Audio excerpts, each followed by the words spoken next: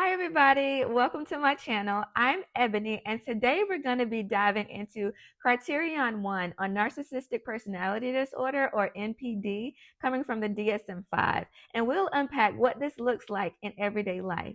And if you've ever gone on a first date with someone who seems a little too confident, a little too charming, and a little too focused on themselves, you might wonder, is this confidence or is it narcissism?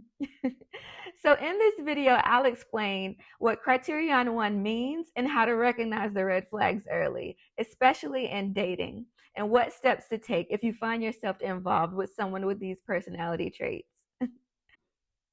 So coming from the DSM-5, Criterion 1 is described as a grandiose sense of self-importance, exaggerating achievements and talents, and expecting to be recognized as superior without commensurate achievements. And again, that's coming from the DSM-5. So what does this look like in real life? Someone with this trait, they don't just believe in themselves. They believe they are so much better than others. They might talk endlessly about their career, their accomplishments, or physical appearance with little to no curiosity about you. So they exaggerate their past successes. They inflate stories about how others admire them or depend on them. And they expect praise for even the small things. But here's the difference. Healthy confidence is saying, I'm proud of myself for what I've done. Narcissistic grandiosity is saying, hey, I'm better than everybody else for what I've done, and you should recognize that. So in essence, this criterion highlights, an inflated sense of self-importance, a belief that the world just revolves around them. So imagine you're on a first date and within minutes, they just start talking about their job promotions, their luxury vehicle, how everyone else is so jealous of them. And you may notice that they rarely ask about your life. Sometimes some people with a different personality style may find this comforting because some type of people like myself, they really don't like attention. They like to observe and listen to others, just to get to know them. So this is how some people fall victim of this. Or maybe they dominate the group conversations. They correct others constantly. They brag about how people don't understand their level. And sometimes it's more subtle. They'll simply, frame themselves as humble while still managing to brag about everything. I don't always like to talk about myself. Well, I don't like to talk about this, but everyone tells me I'm amazing. I'm so amazing at what I do.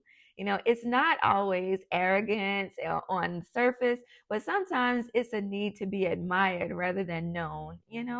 So let's talk about how to spot these traits early before you get so emotionally invested in these individuals. So here are 5 red flags that may signal narcissistic grandiosity. They may dominate the conversation and you barely get a word in. And when you share something about yourself, they quickly turn the topic back to them. They name drop or they brag excessively. Number 2, they mention important people they don't know but pretend they know. They talk about their careers, their success, their possessions as a way to impress you rather than to connect with you.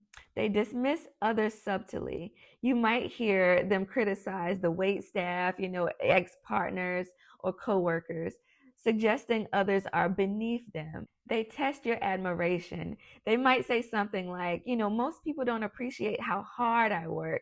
They're fishing for your reassurance or your praise. They may move fast emotionally. Narcissists often idealize new partners. They may shower you with attention and gifts and compliments and even talk about a future with you so quickly together within just 1 or 2 times of meeting you. This is called love bombing. So pay attention to early charm. It can be a mask for control. So what should you do if you notice these signs early?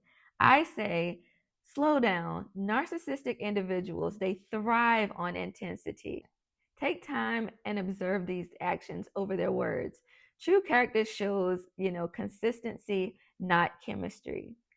Set boundaries early. If they interrupt or dismiss you, calmly assert your boundary. For example, you can say, I'd like to finish my thought before we move on. How they respond will tell you a lot. Respectful people adjust. Narcissists react defensively. Avoid over explaining yourself. Narcissists often twist conversations to make you feel guilty. You don't owe them justification for protecting your peace. Stay connected to your support system. Isolation is a common trait of a narcissist.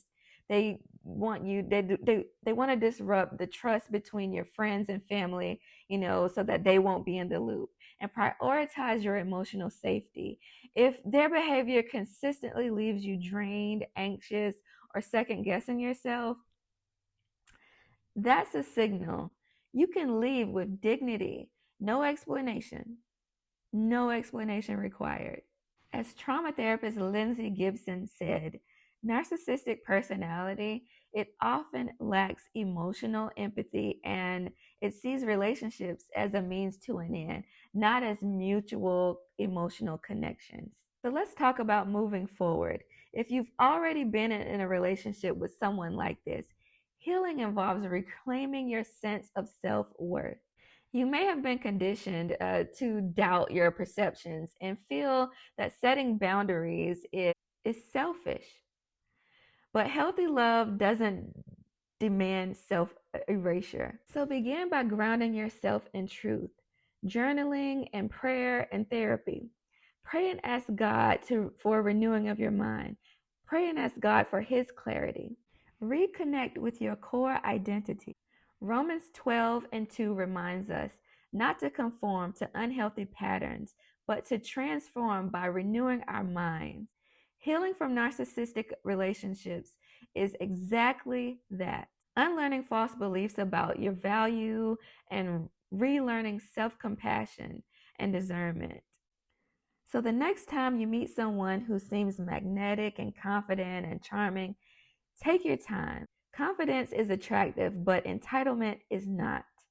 And remember, discernment protects your peace. You deserve connections where mutual respect, empathy, and authenticity are foundational, not manipulation or control. So if you found this helpful, please like and subscribe. Please. And please let me know in the comments, what red flags have you noticed on the first date? And remember, take care of your heart because it's worth it.